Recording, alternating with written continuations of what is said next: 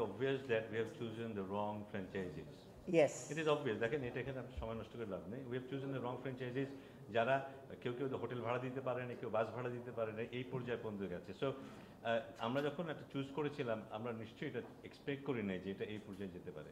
আমরা জানতাম যে ইকোনমিক্যালি সবাই কিছুটা চাপের মধ্যে আছে, হয়তো একটু দেরি হতে পারে পেমেন্ট করতে, হয়তো আমরা গ্যারান্টি মানে যেভাবে রাখি সাধারণত সেভাবে রাখতে পারবো না বা একটু দেরি হবে, কিন্তু এটা যে এই পর্যায়ে পর্যন্ত যাবে বা এই সিচুয়েশনের মধ্যে পড়তে হবে, এটা কিন্তু আমরা স্বপ্ন ভাবিনি। সো ওই না ভাবতে পারাটা আমাদেরই দায়টা, আমাদের কোনো সন্দেহ নেই। সো এটা আমরা মেনে নিচ্ছি। বাট মিঠুর মতো আমরা এটা ভালো করেছি, এটা ভালো করেছি, এটা ভালো করেছি, এটা আমি বলতে যাবো না, কারণ ভালো করার জন্য আমরা এখানে এসেছি। সো দ্যাট ক্যানট বি বলার মতো কোনো কিছু না। খারাপ যেটা হয়েছে সেটা যেন ভবিষ্যতে না হয় সেই ব্যাপারে আমরা সচেতন থাকবো। এই ব্যাপারে অ্যামাউন্ট আমি ঠিক বলতে পারবো না, তবে বকেয়া হয়েছে, আগেরটাও পুরো দেওয়া হয়নি, আগেরটা পুরো দেয়নি।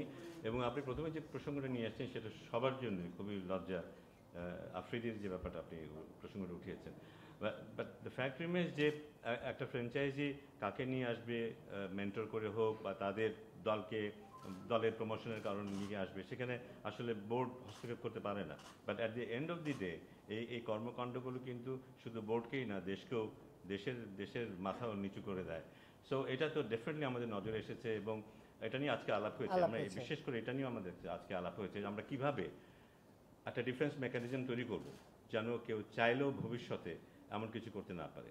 আমার ধারণা যে অন্য কোনো ফ্র্যাঞ্চাইজিতে এমন করতে হয় না, যারা যে দায়িত্বটা নেয় তারা মোটামুটি সেই দায়িত্বটা পালন করে। কিন্তু আমাদের মনে হয় নিয়মের বাইরে গিয়েও কিছু নিয়ম তৈরি করতে হবে আমাদের ভবিষ্যতে, যেন এই ধরনের কোনো কাজ কেউ করতে না পারে, যাতে ক্রিকেট ক্ষতিগ্রস্ত হোক বা তার চেয়ে বড় কথা দেশের সম্মান ক্ষতিগ্রস্ত হোক।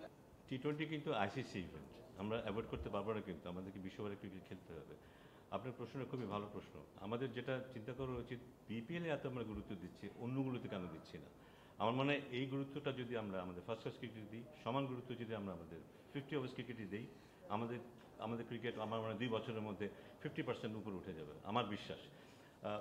মানুষের ইন্টারেস্ট এখানে বেশি, মিডিয়ার ইন্টারেস্ট এখানে বেশি, টাকা পয়সার ঝনঝনানি এখানে বেশি, এই কারণেই টি-20 দিকে আকর্ষণটা সবার বেশি আমরা বুঝি। কিন্তু যারা ক্রিকেটটাকে ভেতর থেকে আমরা যারা কালচার করি, আমরা কিন্তু এটা উপলব্ধি করি, কিন্তু যদি আমরা অন্য ফর্মেটে এই ইম্পর্টেন্সটা দেই, সেখানে হয়তো এত লাভ থাকবে না, কিন্তু ক্রিকেটকে ডেভেলপ করতে গেলে অন্য ফর্মেটে কিন্তু সমান গুরুত্ব